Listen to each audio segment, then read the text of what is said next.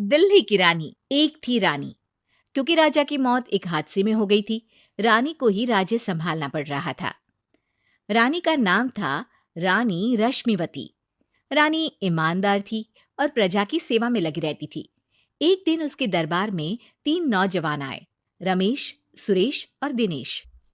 कहो, क्या सहायता कर सकती हूँ मैं तुम्हारी? हम आपके दरबार में काम करना चाहते हैं ताकि जनता की सेवा कर सके। लेकिन अभी तो तुम्हारी उम्र बहुत छोटी है। तुम लोगों को तो अभी अपनी पढ़ाई पर ध्यान देना चाहिए। हमारा मन पढ़ाई में नहीं लगता। माता पिता को लगता है कि हम किसी के लायक नहीं है और हम साबित करना चाहते हैं कि हम लायक हैं। उत्साह बहुत अच्छा है, मगर अभी उम्र कच्ची है तुम लोगों की। अरे उम्र से क्या होता है रानी जी? शास्त्रों में लिखा है कभी किसी के ज्ञान को उसकी उम्र के आधार पर नहीं देखना चाहिए। बात तो सही है तुम्हारी। और अगर सच में तुम अगर ये संकल्प करके आए हो कि तुमको यहाँ काम करना है, तो पहले परीक्षा देनी पड़ेगी। 3 परीक्षा। एक शारीरिक परीक्षा, एक बुद्धि की परीक्षा और एक देशभक्ति की परीक्षा। और ये क्या है? वो मंत्री महोदय तुम्हें समझा देंगे। हमारे पास समय नहीं है। अगर तुम लोग तैयार हो तो बताओ। हाँ हाँ, हम तैयार है किसी भी परीक्षा के लिए। मैं भी तैयार हूँ कुछ भी कर गुजरने के लिए। तो ठीक है मंत्री जी, आप इन तीनों की परीक्षा कल से ही शुरू कर दीजिए। जो आ गया रानी साहिबा। अगले दिन से ही तीनों की परीक्षा शुरू हो जाती है। पहले शारीरिक परीक्षा, यानी किस में कितना है दम, ये देखेंगे हम। क्योंकि शरीर में दम होगा तभी तो प्रजा की सेवा में दम लगा पाओगे। अ, हमें क्या करना होगा? वो पेड़ दिख रहा है, जो सबसे पहले चढ़ेगा उस पे दरबार में नौकरी पाने के अवसर उसी के बढ़ जाएंगे। मैं चढ़ता हूँ। अरे रुको रुको, गिनती गिनने दो। 1, 2, 3। 3 की गिनती के बाद रमेश और सुरेश भागकर पेड़ के पास गए, मगर दिनेश आराम से पेड़ के पास गया। जैसे ही रमेश और सुरेश आधे पेड़ तक चढ़ गए, दिनेश ने उन दोनों की टांग पकड़ के उन्हें नीचे गिरा दिया और खुद पेड़ पर चढ़ गया। दिनेश की जीत हुई। अरे लेकिन इसने बेईमानी की। बेईमानी नहीं की, बुद्धि लगाई। शरीर के दम के साथ दिमाग में भी दम होना चाहिए। क्यों मंत्री जी? हाँ हाँ, बात तो तुम्हारी सही है।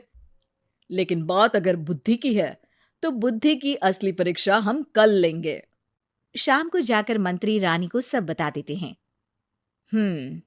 यानी दिनेश उन सब में ज्यादा होशियार है। जी रानी साहिबा। अगले दिन तीनों की बौद्धिक परीक्षा का समय होता है। आज हमें क्या करना है मंत्री जी? थोड़ा सब्र करो, कल जल्दबाजी में ही हारे थे तुम। सही कह रहे हैं मंत्री जी। अरे तू क्यों ज्यादा बोल रहा है? तू भी तो हारा था ना कल। ए दिनेश, ज्यादा होशियार मत बन। अरे अरे अरे, लड़ो मत। आज की परीक्षा पर ध्यान दो। आज की बौद्धिक परीक्षा में ये कुछ बोरे हैं, कुछ में नमक है और कुछ में रुई। जिसको जो ले जाना है उठा लो। देखते हैं कि कौन जल्दी से कोई भी एक बोरा नदी के उस पार लेकर जाता है। समय शुरू होता है अब। तीनों बोरों की तरफ बढ़ते हैं। सुरेश, नमक की बोरी भारी है, ले जाने में मुश्किल होगी। हाँ हाँ, सही कह रहा है, रुई हल्की है, हम दोनों रुई लेकर चलते हैं। अरे भाई, मैं तो नमक लेकर जाऊंगा। रमेश और सुरेश ये सोचकर हंसते हैं कि आज तो दिनेश हार ही जाएगा। दौड़ शुरू होती है। 1, 2, 3। तीनों नदी की तरफ भागते हैं। रुई में वजन कम होने के कारण रमेश और सुरेश आगे निकल जाते हैं और दिनेश थोड़ा पीछे। पर जैसे ही वो सब नदी में जाते हैं, दिनेश की बोरी का नमक गलने लगता है और वजन कम हो जाता है, जबकि रमेश और सुरेश की रुई में पानी भर जाता है और बोरी का वजन बढ़ जाता है। अरे ये इतनी भारी क्यों हो गई रमेश? अरे मुझे क्या पता, शायद जादुई बोरी है। अरे लगता है कि हम बेवकूफ बन गए। बने नहीं हो, तुम हो ही बेवकूफ। इतना तो पता होना चाहिए कि पानी में नमक गल जाएगा। दिनेश का पूरा नमक गल जाता है और बोरी खाली हो जाती है। वो जल्दी से रेस पूरी कर लेता है। इस परीक्षा के विजेता भी दिनेश ही हैं। उसने दिमाग लगाकर दिखा दिया कि वो बौद्धिक परीक्षा में भी रमेश और सुरेश से आगे है। अब कल तुम्हारी देशभक्ति की परीक्षा होगी, जो स्वयं रानी माँ लेंगी। रात को फिर मंत्री रानी के पास जाकर बता देते हैं कि आज की परीक्षा में कैसे दिनेश ने अक्लमंदी दिखाई और बौद्धिक परीक्षा में भी उसी की जीत हुई। अरे वाह, दिनेश तो हमारे बहुत काम आ सकता है। हम उत्साहित हैं कल की परीक्षा के लिए। वो तो ठीक है रानी साहिबा, लेकिन हमने सुना है कि पड़ोसी राज्य का राजा आकाशदीप हमारे राज्य की सीमा में घुसपैठ कर रहा है। ये तो चिंता की बात है, हमें जल्द ही कुछ करना चाहिए। अगले दिन रमेश, सुरेश और दिनेश अपनी आखिरी देशभक्ति की परीक्षा के लिए दरबार में आते हैं। प्रणाम रानी साहिबा।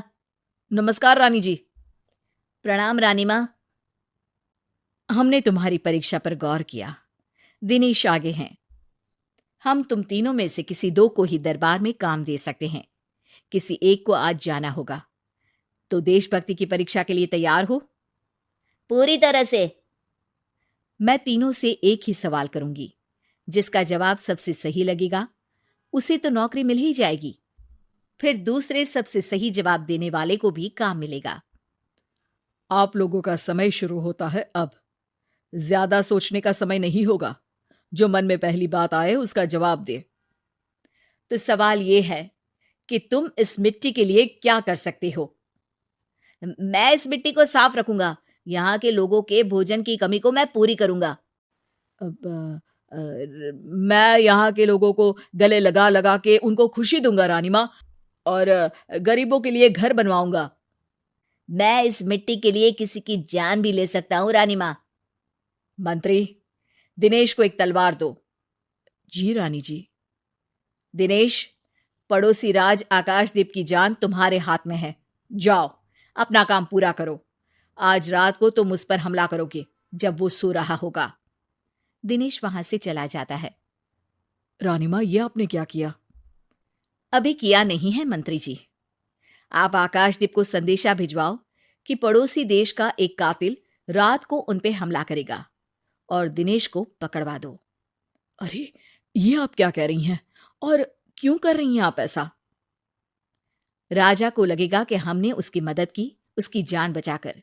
वो हमारे राज्य का पीछा छोड़ देगा और हमारा एहसानमंद हो जाएगा। और दिनेश का क्या होगा? इस राज्य को दिनेश जैसे शातिर और लड़ाकू लोगों से ज्यादा जरूरत है ऐसे लोगों की, जो लोगों को खाना खिलाने की और खुश करने की बात करे। और ये गुण सुरेश और रमेश में है। इन्हें नौकरी दे दो। दिनेश बहुत चतुराई से नौकरी हड़पना चाहता था, जिसके लिए उसने रमेश और सुरेश जैसे दोस्तों का भी नुकसान किया। पर रानी ज्यादा चतुर निकली। उसने एक तीर से दो निशाने लगाए। दिनेश जैसे खूंखार युवक को राज्य से बाहर करवा दिया और पड़ोसी राजा आकाशदीप को अपना एहसानमंद कर लिया। पूरा दरबार रानी की जय जयकार कर रहा था।